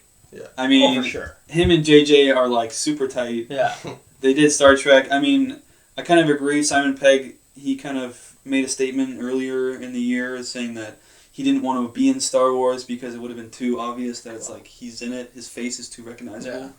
But they kind of revealed in that kind of behind the scenes footage that he's just gonna be playing like an alien in a suit. So I kind of like that. I'm think that's hoping you awesome. actually can see him to be somewhat recognizable. I don't think you will. No, No? I think he's gonna be. He looked like he was in a practical suit, so I think he's gonna have, an alien head Is on he Boba but- Joe? No, I don't. No. I love That Boba would- Joe. Boba Joe for president. I think we're gonna hear his. I think we're gonna hear his voice though. I think you don't get That's him. the practical ostrich-looking thing with the With the cage. chicken cage Yeah. that walked along the stage and I think was real and blew my mind. you don't get Simon Pegg to be in your movie if he's just gonna be Nothing. grunting in a suit. He's gonna give his voice. He's gonna have some funny kind of little cameo kind of voice. That's the thing. I think it's like an alien version of Simon Pegg. Like it's gonna be somewhat recognizable as Simon Pegg, but it's not gonna be too much. I think it's gonna be the same size of a role as like a Greedo or something in like Yeah. he's gonna be in like one a kind of pub memorable- scene. Yeah. And then he's gonna just get blasted or something, or some That'd be cool, small actually. little like super small, Which would be perfect for him, because I think he'd actually love that. So he's in it for literally 3 seconds and literally just blast away by something. Yeah. I can see Simon Pegg wanting something like He that. would want that. Yeah. I agree. Yeah. He would have wanted it like that. Yeah. He would have. All right, let's move on from Star Wars. I mean, a couple other kind of little things to toss in at the end. We saw a little footage that got leaked of Apocalypse in X-Men, which that's kind of cool. I don't know if you guys saw. I watched What it Oscar today Isaac a looks little like. bit. He's a lot smaller than I thought he would be so far, but I don't know if that's like his final form. To quote some Dragon Ball there. So we'll see about that. He's pretty blue looking too, which I'm okay with. And then you got Storm rocking a mohawk. They also confirmed who the 4 horsemen of the apocalypse will be. If Really? you guys want to know what that The is. actors? Wow, yes. What? That is going to be They did? Apocalypse. Yeah, it got confirmed today. I've seen Psylocke, it. which is Olivia Munn's character. Okay. Hardy's character, which is Angel. Storm, which usually she's not one of the horseback. Halle Berry Storm? No, the younger Younger Storm. Storm. Yeah, Younger young Storm. Storm. and Mr. Michael Fassbender as Magneto. Oh, will be fuck. running out. Fassbender's gonna be it. Yeah. Ooh, baby. Are you So shitting me? yeah. I didn't think he was coming back for anymore. I didn't Oh no, he's apparently He's this back, is his baby. last one from what Wow. I've heard. He wants to Okay. move on, Yeah. but I think he can. so Okay, I don't want to use the C word, but I think he confirmed. yeah, that he's done with X-Men. I for this. think Yeah. speculation. So boom, there are your Well, I know apocalypse. that. What's his face? Young Professor X. McAvoy. McAvoy. I believe again. I'm not sure, but I'm pretty sure that he said that this was also going to be his last one, Really? and that he would only come back if the script was like amazing. Well, I think Every actor. I only saw like a little short kind of shot of. I didn't see a whole reel or anything, but I think it just gives you a little taste, getting a little excited. Like I want to see when the trailer comes out, and then we can definitely get Who in said depth. who the fuck are you? Was that Fassbender? Ooh, well, In the I just so we know, I have yeah. not seen the trailer. It's not a trailer. It's just 10 seconds. I've never seen that. I haven't seen the clip. Who I thought was Fassbender goes, who the fuck are you? And then it just cuts to Oscar Oscar Isaac as Apocalypse. Apocalypse. Yeah. He like takes a hood down or something, and I think he says, "Come with me and see." Is that what he says? That's crazy. That makes sense. Oh, and so Fassbender. That blew my mind. He's one of the Horsemen because he's like the strongest guy in that universe. That's wow. That's gonna be crazy. I will say, It's gonna be some crazy shit. Oscar Isaac shades of Mr. Ooze from the Power Rangers live Yes, action movie. yes. Just I did see. Probably I my did see that favorite movie from comparison. 1997 to 2001. So Tim's familiar, folks. Do you like that little No, stroke? no. No. He looks like shit, but Yeah. movie should be good. Moving on. All right, I think that that pretty round much concludes our little Comic-Con kind of recap. Come on. Yeah, that'll probably do it for this episode. Hope you guys enjoyed some of our last seen movies. Hope you guys checked those out. I think we enjoyed those. You guys probably already seen Avatar. Just throwing that down. Again, if you haven't, you're a fool. Yeah. But continue. And I hope you guys. I mean, we overall, I think we like 71. So yeah, you guys definitely check it out if you want to see a little For sure. underrated, movie from the UK. And yeah, that'll pretty much do it for episode 2. Follow us on Twitter at UpReelLate. Real spelled like film reel. That's one word. You can email us at upreallate@gmail.com. Ask us any questions. We'll definitely respond. We probably won't be getting a lot in, so we'll have the time. Follow me at Franey25 on Twitter. FRANEY25. Yeah. Follow me at S_Ellis71 at Twitter. And just want to shout out to all the guys guys or girls that saw our episode 1. Just want to thank you Not guys. sexist again. Not sexist. Yeah. Everyone's Ladies. everyone's invited to listen. Just want to thank everyone for watching. It's been Unprecedented numbers. Yeah. Unprecedented. We are now internet famous, and it feels fucking good. I can't We're wait now to- getting royalties. Can't wait to You guys leave these didn't know? guys in the dust. Thank you very much to all Yeah, listeners. thanks for the support, guys. It's We, been awesome. I'll be totally honest with you. When we started this podcast, I would have assumed that we wouldn't get any more than 50 likes overall, or 50 views overall. Half of which would be us. Yeah, exactly. No, That's I just thought 6 refreshing. views. I'm not gonna lie. Yeah, and I was blown away. In the first 24 hours of going public, we actually got over 100 views. Refresh method doesn't work anymore. It does not. I figured that out when I tried to refresh, and it just was not working. I was like, Yes. well, I guess we're all screwed now because this podcast is going nowhere. I think it goes by IP address now. Yeah, Damn. and so it's been overwhelming how many views we've gotten, and we're gonna keep We're going at because 400,000 now, I think. 400,000. 400,000 views. Yeah. Yeah. Also, follow me on Twitter at Mogi6, MOGEY, the number 6, all one word. Tim? You can follow me at Tim James M. If you wish. I don't post a lot. I'm sorry. I don't post a lot, but Tim's apologizing. I'm in charge of in the the at future. Real Late Twitter account, so that's taking up my time right At now. Up Real Late. At Up Real Late. Clearly he's not in charge. Tim, edit that. It's auto login. I don't remember. Oh, that's right. That's right. All right, guys. So, again, thank you for listening, and keep We'll it see you tuned next in. week. Bonus episode coming Wednesday. Yeah. Sneak peek. Boom. Boom. Stay, Enjoy. stay tuned, guys. thanks, Love guys. you. Bye.